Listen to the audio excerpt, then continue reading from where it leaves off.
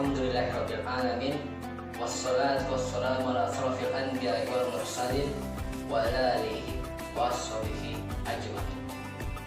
Allahumma shalli ala sayyidina Muhammad wa ala ali sayyidina Muhammad.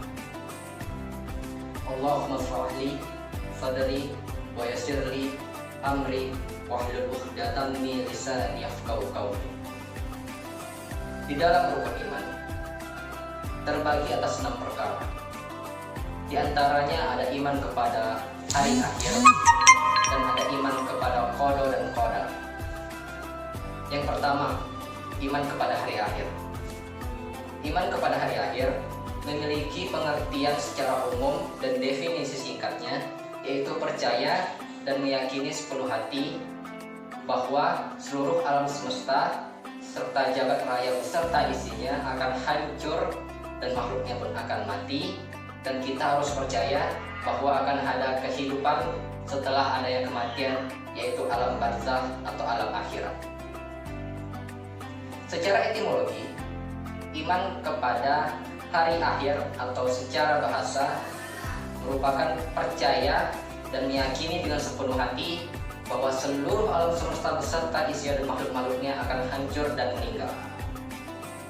Sedangkan secara terminologi atau secara istilah, iman kepada hari akhir yaitu percaya bahwa akan ada kehidupan setelah yang namanya kematian, seperti yang saya bilang tadi, itu adalah kehidupan di dalam akhirat atau alam barzakh. Adapun iman kepada hari akhir atau kiamat itu memiliki tanda-tanda dan pembagiannya. Pembagian yang pertama dari hari akhir atau kiamat yang pertama adalah hari akhir secara kecil atau kecil biasa disebut dengan kiamat sugro. Kiamat sugro ini merupakan suatu kejadian atau peristiwa di mana alam semesta atau jagat raya mengalami kehancuran, tetapi tingkat kehancuran itu berskala kecil. Maksudnya seperti bencana alam yang kita tahu itu ada gempa bumi, longsor, banjir, kematian, gempa, dan itu semua termasuk dalam kiamat sugro atau kiamat kecil. Adapun kiamat kubro atau kiamat besar, yaitu kejadian ataupun peristiwa di mana seluruh alam semesta beserta isinya termasuk bumi itu akan hancur, dan isinya kita sendiri makhluk hidup akan mati dan akan pergi ke tahap selanjutnya, yaitu alam akhirat atau alam barzakh.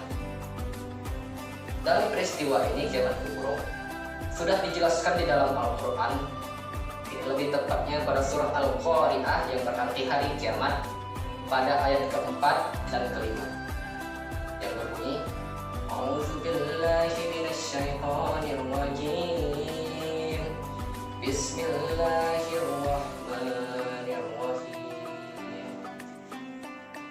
Yauma yatakunnu nasu jibalu kal ihnil mabsus wa takunul jibalu kal ihnil manfus.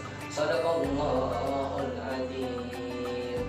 Artinya, pada saat itu manusia berterbangan seperti laron, dan gunung seperti bulu yang dihambur-hamburkan ke atas langit. Quran surah Al-Qari'ah ayat 4-5. Maksudnya Allah dengan segala firman.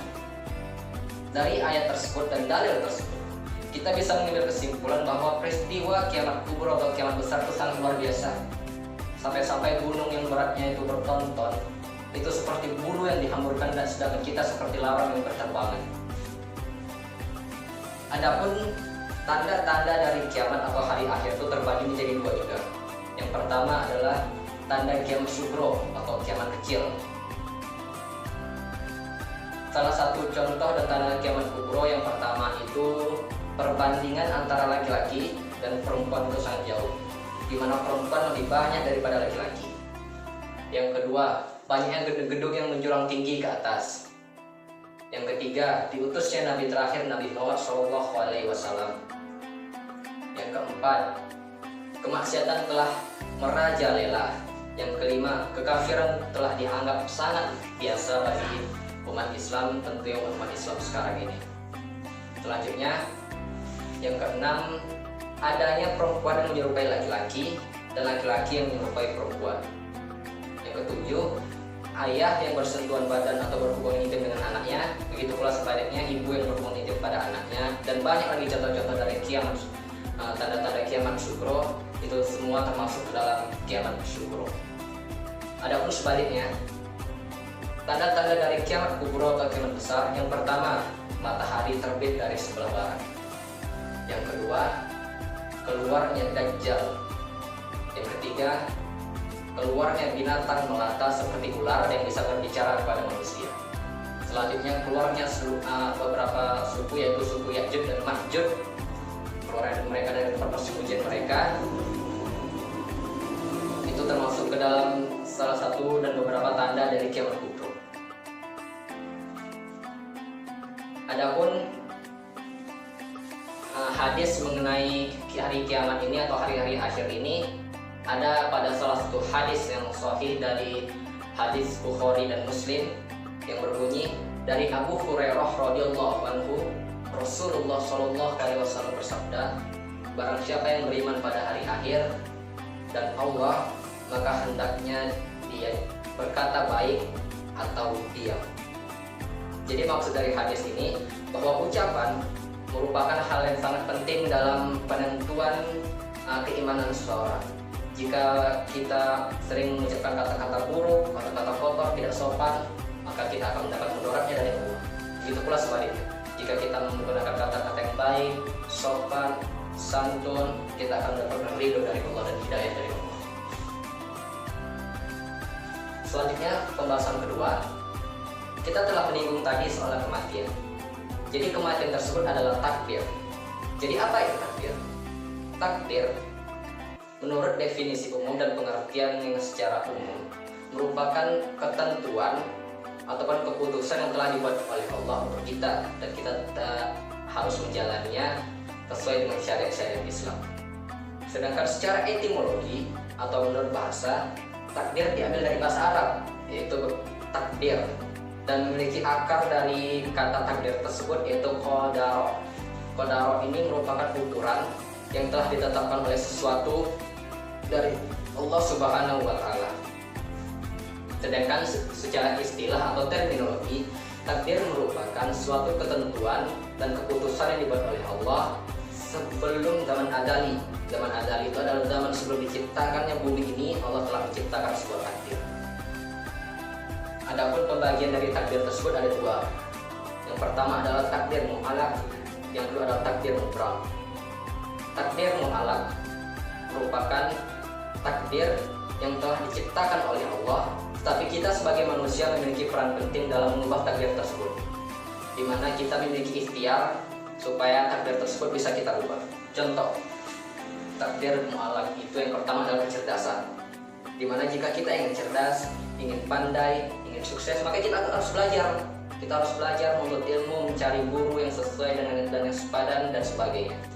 Yang kedua adalah kesehatan, itu termasuk ke dalam takdir mu'alaq juga. Yang ketiga adalah kekayaan. Jika kita ingin kaya, maka kita harus bekerja, ikhtiar, usaha, optimis, dan tawakal kepada Allah Subhanahu wa Ta'ala. Dan ada juga bisa kita ambil contoh takdir mu'alaq itu adalah pertemanan atau ruang lingkup sosial yang bisa kita ubah, atau sifat kita sendiri. Adapun contoh dan pengertian dari takdir mubram. Jadi takdir mubram itu adalah takdir atau ketetapan yang telah ditentukan oleh Allah, dan itu tidak bisa kita hindari. Contoh kematian, tidak bisa kita majukan, tidak bisa kita mundurkan, dan kita akan merasakan satu hal tersebut, yaitu kematian. Yang kedua adalah jodoh. Jodoh telah ditetapkan oleh Allah, seperti yang dijelaskan di dalam Al-Quran tersebut. Adapun ayat Al-Quran atau dalil yang bersangkut pautan dengan takdir sudah dijelaskan oleh Allah Subhanahu wa Ta'ala dalam surah Al-Qamar ayat 49 yang berbunyi, A'udzu billahi minasyaitonir rajim. Bismillahirrahmanirrahim. Inna kulla syai'in khalaqnahu biqadara. Shadaqallahul azim. Arti, sungguh kami telah menciptakan segala sesuatu sesuai dengan ukurannya atau qadar. Quran surah Al-Qamar ayat 49. Suci Allah dengan segala firman-Nya. Setelah kita membahas tentang hari kiamat, kematian, takdir, maka itu semua akan bersangkut pautan kepada satu tujuan kita, yaitu alam akhirat, surga atau neraka. Jadi surga atau neraka ini adalah salah satu tempat yang akan kita tuju kelak, di mana Allah lah yang berhak untuk menentukan kita harus berada di dalam surga ataupun neraka. Kita bahas satu persatu. Surga. Surga ini berasal dari bahasa Sanskerta, yaitu Svarga, berasal dari dua kosakata, Svar dan Ga. Jadi Svar ini merupakan bahasa Sanskerta yang berarti cahaya, dan Ga itu adalah perjalanan. Jadi Svarga merupakan perjalanan kita dalam menuju cahaya, atau bisa disebut juga dengan menjadi sebuah cahaya dalam perjalanan tersebut. Surga adalah sebaik-baiknya tempat, di mana di dalam surga itu berisi kenikmatan, nikmat yang banyak, orang-orang soleh, orang-orang yang melakukan kebajikan, bidadari-bidadari. Oleh karena itu marilah kita berbuat baik menghadap Allah, menambah pundi-pundi pahala dan menambah amal jariah kita sehingga kita bisa dimasukkan ke dalam surga Allah. Ada pula pembagian dalam surga itu ada beberapa tahap. Yang pertama, surga yang paling mulia adalah surga Firdaus, di mana surga Firdaus ini adalah surga yang paling tinggi tingkatannya daripada surga-surga lainnya. Yang kedua adalah surga Aden. Surga Aden ini adalah surga yang berisikan orang-orang yang selalu bertakwa pada Allah. Yang ketiga ada surga Naim. Surga Naim ini adalah surga yang berisikan orang-orang yang soleh, orang-orang beriman, maka beliau akan masuk ke dalam surga tersebut. Selanjutnya ada surga Ma'wa. Surga Ma'wa adalah untuk mereka yang bisa mengendalikan hawa nafsu dan takut atas kebesaran Allah Subhanahu wa Ta'ala. Ada juga surga Darussalam, surga Darul Khuldi, surga Khuldi. Semoga kita berada di salah satu surga tersebut. Amin amin Allah. Adapun tentang neraka. Neraka ini adalah seburuk-buruknya tempat. Jadi jika surga adalah sebaik-baiknya tempat yang dipenuhi oleh nikmat, maka neraka adalah sebalik dari surga tersebut. Neraka adalah seburuk-buruk tempat untuk penyiksaan orang-orang yang telah berbuat kezaliman dan akan mempertanggungjawabkan perbuatannya selama di dunia, dan disitulah tempat penyiksaan beliau. Neraka berasal dari kata nar. Nar ini ada berarti api yang menyala. Jadi neraka itu adalah api yang menyala-nyala. Dan tingkatannya sama seperti surga. Ada tingkatan yang paling atas, ada tingkatan yang paling bawah. Yang paling atas dan yang paling mengerikan adalah neraka Jahanam, di mana neraka ini adalah neraka yang paling berat siksaannya. Saking beratnya, maka isi yang di dalam neraka ini adalah orang-orang kafir, iblis, syaitan, dan pengikut-pengikutnya. Yang kedua ada neraka Jahim. Neraka Jahim ini adalah neraka yang berisikan oleh orang-orang yang menyekutukan Allah selama hidupnya. Yang ketiga ada neraka Wail. Neraka Wail ini adalah neraka yang diperuntukkan untuk orang-orang yang sering meninggalkan dan melalaikan sholat mereka. Maka mereka akan masuk ke dalam neraka Wail yang bagi mereka yang sering melalaikan sholat. Selanjutnya,